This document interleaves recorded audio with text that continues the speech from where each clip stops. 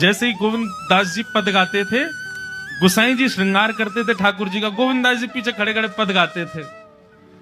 तो जैसे ही गुसाई जी श्रृंगार करते करते थोड़ा श्रृंगार लेने के लिए नेक दूर जाते, ठाकुर जी ऐसे खड़े खड़े नीचे से एक मोती उठाते, मोती उठा के ये मारते टक के गोविंद दास के सिर पे। और जैसे ही गोविंद दास के सिर पे लगती, गोविंद दास कहते माने ना दारी की तो बताऊं, रुक जा। जैसे ही वो मोती लेकर के वापस गोविंद दास मारते, तब तक गुसाई जी वापस आ जाते।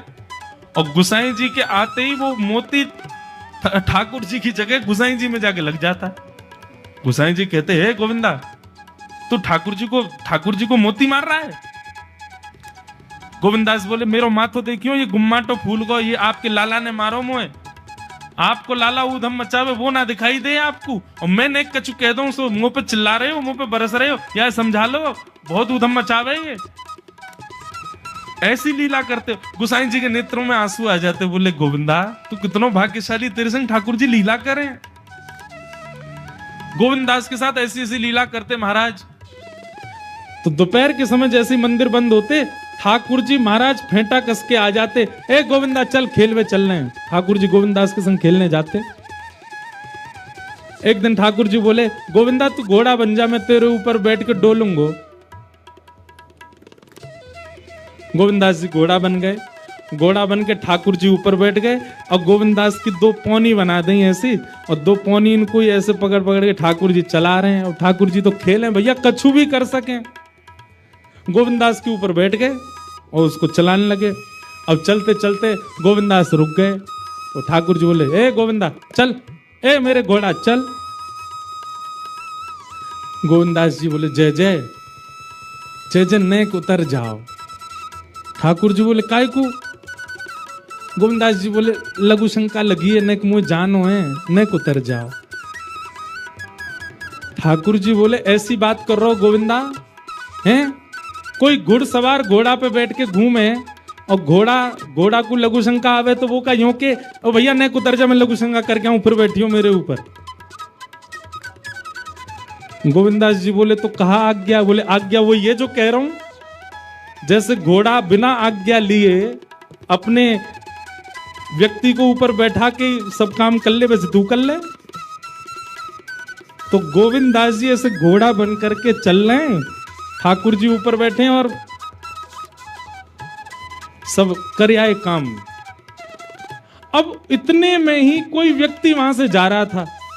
अब उस व्यक्ति को ठाकुर जी नहीं दिख रहे हैं, उसको गोविंद दास चलते चलते दिख रहे हैं। उसने जब देखा अरे राम राम राम राम जी, गोविंद दास जी क्या महाराज? किसी व्यक्ति ने गोविंद दास जी को ऐसे देख लिया, ओहो जी तो ऐसे ही डोल रहा है और चलते फिरते कर रहा है।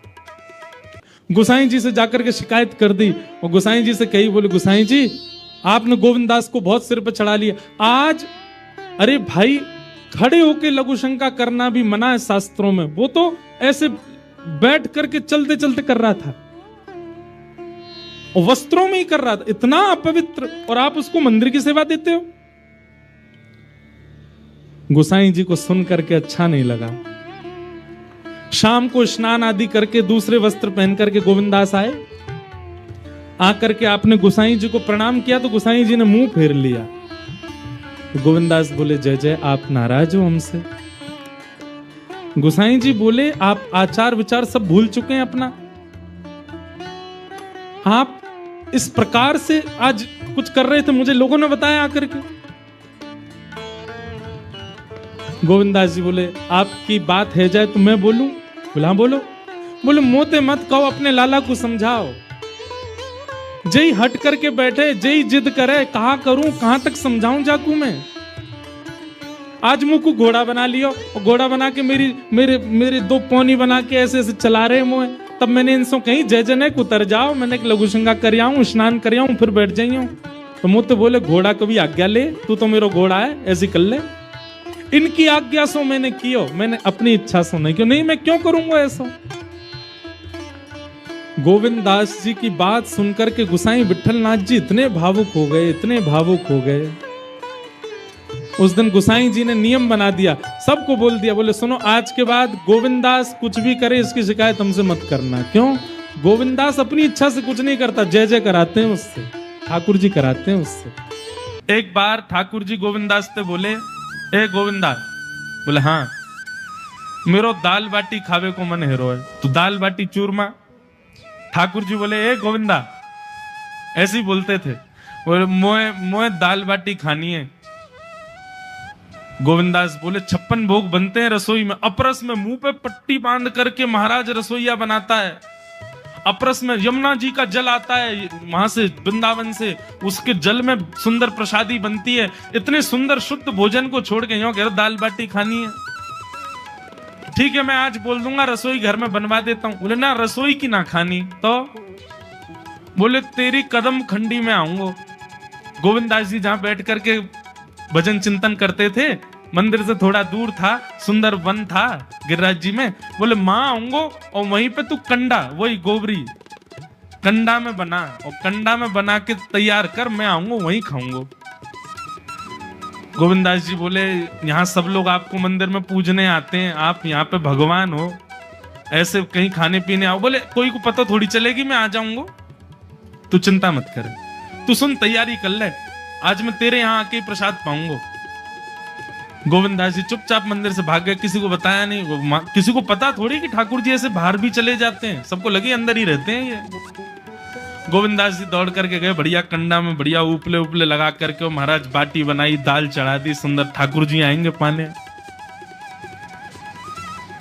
एक पंथ दो काज, ठाकुर जी को दो लीलाएं एक साथ करनी थी। एक तो गोविंद दास के संग सुख लेना है, और एक झाड़ू लगाने वाला गिरिराज जी की तलेटी में झाड़ू लगाता था, उसको मंदिर में प्रवेश नहीं करने देते थे लोग। तो वो बेचारा बाहर खड़ा खड़ा ही दर्शनार्थियों से पूछता था कि ठाकुर जी दिख कैसे रहे, मुझे ये बता दो। दर्शनार्थी आकर के बताते थे नीली ठाकुर जी ने बाघा पहना है, गले में मोतियों की माला है, मकराकृत कुंडल है, ऐसा टिपारा ठाकुर जी के सिर पर रखा है, और ऐसा ठाकुर जी का श्रृंगार है। तो वो बाहर खड़ा खड़ा नेत्र बंद करके सुन सुन करके ही अपने चित्त में एक झांकी बना लेता था, और मन में सोचता था ऐसे दिख रहे होंगे ठाकुर जी। पर रोज प्रार्थना करता था, नाथ मुझे लगता है इस जन्म में तो आप मुझे कभी नहीं दिखोगे, भगवान इस जन्म में तो मैं आपके योग्य नहीं हूं, पर मेरे पर बस इतनी कृपा कर दो कि अगला जन्म मुझे दीजिएगा, तो कुछ नहीं तो चेंटी बना देना, तो चेंटी बन करके मैं आपके 56 भोग में ही आ जाऊंगा, भीतर आके आपका दर्शन कर लूंगा, लेकिन मुझ पर अनुग्रह कर देना। ठाकुर जी उसके इस भाव से इतने रीझ गए। गोविंद दास को बोला था कि दाल बाटी खाने आएंगे, अब मंदिर बंद करके सब तो चले गए वहां से, सब लोग भोजनालय में भोजन प्रसाद पाने लगे। ठाकुर जी मंदिर से निकले अचक करके बाहर, गिरिराज पर्वत के ऊपर विराजते थे। जैसे ही बाहर निकल करके आए तो गिरिराज पर्वत के नीचे ही वही झाड़ू लगाने वाला नेत्रों से आंसू बह रहे थे, ठाकुर जी का चिंतन कर रहा था। आज ठाकुर जी ऐसे दिख रहे हैं, सिर पर चांदी का मुकुट पहना है, ठाकुर जी ने आज गुलाब का इत्र लगाया है, ठाकुर जी के ऐसे ऐसे मकराकृत ठाकुर जी के कटाक्ष, वो सब चिंतन कर रहा था। ठाकुर जी नीचे उतर करके जाने लगे, इतने में ठाकुर जी ने लीला करी और जोर जोर से ठाकुर जी चिल्लाने लगे, अरे जल्दी ते आइयो, देखियो मेरे पाम में कांटो लग गयो, अरे जल्दी तो कोई आओ या कांटे को निकारो, मुझको तो बहुत दर्द है रो है, अरे भैया जल्दी आओ जल्दी आओ। अब ये स्वर जैसे ही सुना उस झाड़ू लगाने वाले ने, उसके नेत्र खुल गए। उसने देखा, बोले कि ये स्वर कहां से आ रहा है। उसने जैसे ही नेत्र उठा करके ऊपर देखा, तियों की माला पहनी है, मकराकृत कुंडल पहना है, चांदी का मुकुट चमक रहा है मस्तिष्क पर, ठाकुर जी के केश घुंघराले लहरा रहे हैं, और ठाकुर जी अपनो एक पाम हाथ में पकड़ करके और एक पैर पर लंगड़ी जैसे खेलते हैं, ऐसे ठाकुर जी कूद रहे हैं यहां से वहां। नीचे से झाड़ू लगाने वाले ने कहा, अरे ऐसा पुरुष तो मैंने जीवन में कभी नहीं देखा, ये कैसा पुरुष है। नीचे से ठाकुर जी को देखने लगा, अब स्वरूप उसको पता था, तो उसने कही ये जरूर ठाकुर जी होंगे, वहीं से प्रणाम करें। ठाकुर जी बोले प्रणाम कर रहा हूं, दारी के जल्दी ऊपर आ, कांटो लगो मेरे पाम में, या को निकार। बोलने लगा, बोले मैं ऊपर नहीं आ सकता, गुसाई जी मारेंगे, सब लोग डांटेंगे मुझे। अरे नहीं गुसाई जी ऐसा कुछ ना के, ये सब तो बाहर के लोगों ने नियम बना दिए, मैं तो सबसे मिलूं, तू आ जा जल्दी ऊपर। जैसे ही ऊपर गया, ज्यों ज्यों ठाकुर जी के समीप जाए त्यों त्यों उसके नेत्र सजल होते जाएं। ठाकुर जी के बिल्कुल समीप पहुंच गया, भगवान बोले देख काई को रो भैया, जल्दी कर, मेरे पाम में कांटो लगो या को निकार। जिन चरण कमलों के स्पर्श के लिए सदा लक्ष्मी लालायित रहती है, ठाकुर जी ने उसकी गोद में अनायास अपने चरण रख दिए। बोले जल्दी कांटो निकार, कांटो लग गो मेरे पाम में। अब वो ठाकुर जी के सुंदर तलवों को अपने हाथ से ऐसे देख रहा है, ढूंढ रहा है कहाँ कांटा लगा है, कहीं उसको कांटा मिल गया। अब इतने कोमल चरण ठाकुर जी के, उसके नेत्रों से आंसू भी गिरते जा रहे हैं, भाव विह्वल होता जा रहा है। मेरे सौभाग्य की सराहना, ठाकुर जी के इतने समीप। कांटा निकालने के लिए बार बार अपने अंगूठे से खींचे, लेकिन कांटा नहीं निकले। ठाकुर जी बोले अरे जे हाथ पे ना निकलेगो। उसने पूछा कैसे निकलेगा? बोले अरे मेरो पाम पकड़ के अपने मुंह के पास ले जा और दांतन से निकाल, तब निकलेगो ये। आहा, कितनी कृपा की ठाकुर जी। कृपा की न होती जो आदत तुम्हारी, तो सुनी ही रहती अदालत तुम्हारी। जो दीनों के दिल में जगह तुम न पाते, तो किस दिल में होती हिफाजत तुम्हारी। कृपा की न होती जो आदत तुम्हारी, तो सुनी ही रहती अदालत तुम्हारी।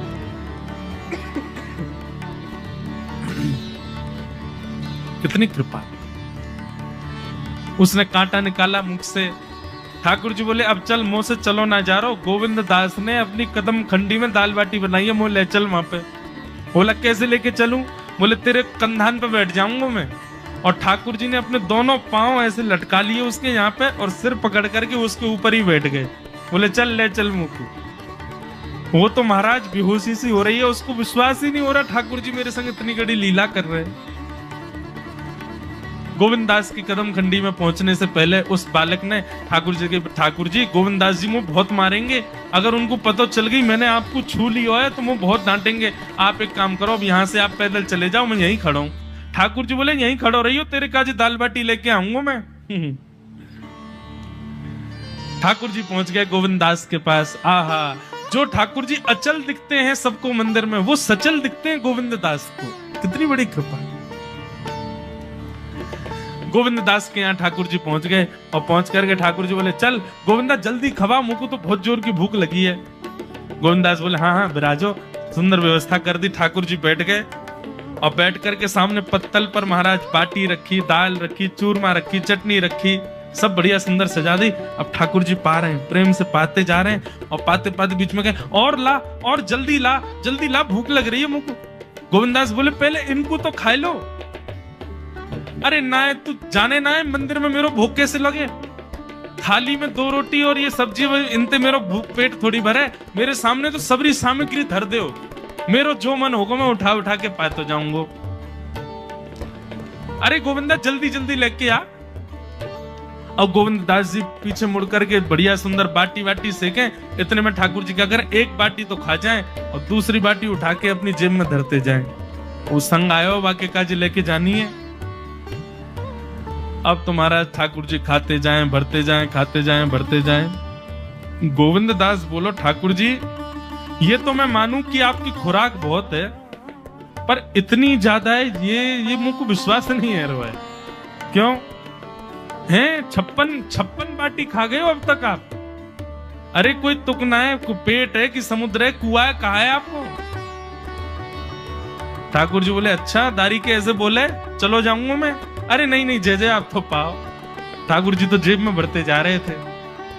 अब ठाकुर जी का पेट भर गया। ठाकुर जी बोले चल भैया गोविंदा, बोले चुपचाप चलो और आचमन करो, शुद्धि करो, तब जाइयो मंदिर में। वहीं गोविंद कुंड के पास में गोविंद दास जी ने जबरदस्ती ठाकुर जी बैठा दिए। बोले हाथ में जल लो। ठाकुर जी जल लेकर के बैठे। बोले अब करो अपवित्र पवित्रो वा सर्वावस्थांगतो पिबा। ठाकुर जी आचमन कर रहे हैं, अपनी पवित्र कर रहे हैं ऊपर से लेकर नीचे तक। इतने में ही गोविंद दास बोलते पीछे के गए और ठाकुर जी की पीठ पे जाकर के एक धक्का दियो महाराज, पूरे ठाकुर जी डुबा दिए कुंड में। ठाकुर जी पूरे ऊपर से नीचे तक भीज गए। ठाकुर जी दारी के तेरी शिकायत करूंगा, गुसाई जी तो कहूंगा तू ऐसे करे मेरे संग। गोविंदास बोले मैं हूं बता दूंगा तुम कौन कौन के कंधान पे चढ़ के घूमो। हाँ मंदिर के लिए इतना नियम बना रखो है, नहा के आओ, धो के आओ, हाथ पांव खासा करके आओ, और कुछ अपवित्र वस्तु मत छीलेना, अप्रसन्न रहना, गीला वस्त्र तन पे होना चाहिए। आपकी सेवा के लिए इतने नियम, और खुद क्या कर रहे हो? ऐसे गोविंद दास वो कह रहे हैं, यद्यपि रूप गुण शील सुधरता, इन बातन न रिझई है, प्रीतम प्रीत ही सो पई।